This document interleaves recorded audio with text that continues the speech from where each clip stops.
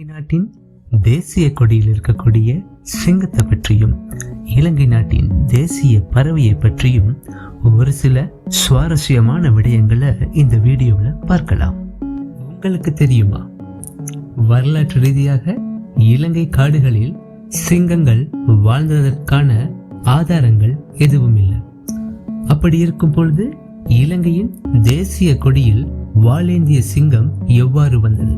இதற்கு சில சுவாரஸ்யமான கதைகள் சொல்லப்படுது.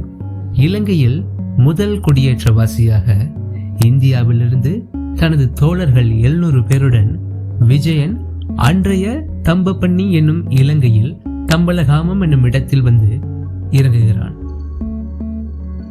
விஜயனின் தந்தையின் பெயர் சிங்கபாகு.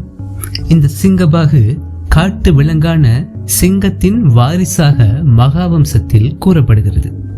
எனவே இலங்கையின் முதல் சிங்கள மன்னனான விஜயன் சிங்கத்தின் வம்சாவளியாக கருதப்படுகிறான். இந்த கதை ஒரு புறம் இருக்க, இலங்கைக்கு வந்திறங்கிய பிரித்தானியா இலங்கையை கொஞ்சம் கொஞ்சமாக கைப்பற்றி கொண்டிருக்கும் பொழுது இலங்கையின் கடைசி ராஜ்யமாக கண்டி ராஜ்யம் விளங்குது. இந்த கண்டி ராஜ்யத்தின் கடைசி மன்னனான ஸ்ரீ விக்ரம ராஜசிங்கன் சிங்கத்தின் உருவம் பொறிக்கப்பட்ட சிகப்பு நிற கொடியை தனது ஆட்சி கொடியாக பயன்படுத்தியதாக வரலாறு கூறுகிறது. 1815ஆம் ஆண்டு பிரித்தானியா கண்டி ராஜ்யத்தின் கைப்பற்றுவதன் ஊடாக முழு இலங்கையுமே தன்வசம் கொண்டு வந்தாங்க. இவ்வாறு கண்டி ராஜ்யத்தை பிரித்தானியா கைப்பற்றும் பொழுது சிங்க உருவம் பொறிக்கப்பட்ட கொடியை கீழே இறக்கியதாக வரலாறு கூறுகிறது.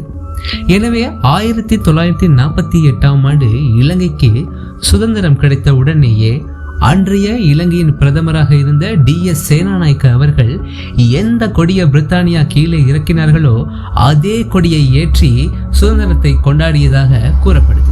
இவ்வாறு தான் இலங்கையின் தேசிய கொடியில சிங்கம் இடம் பிடிச்சிச்சு. சரி, கண்டி ராஜ்யமானது 7 பிரிவுகளாக ஆட்சி செய்யப்பட்டதாக வரலாறு கூறுகிறது. இந்த 7 பிரிவுகளில் ஒன்றுதான் சத்கொரளி பிரிவு, அதாவது இன்றைய இலங்கையின் குருநாகல் பிரதேசம்.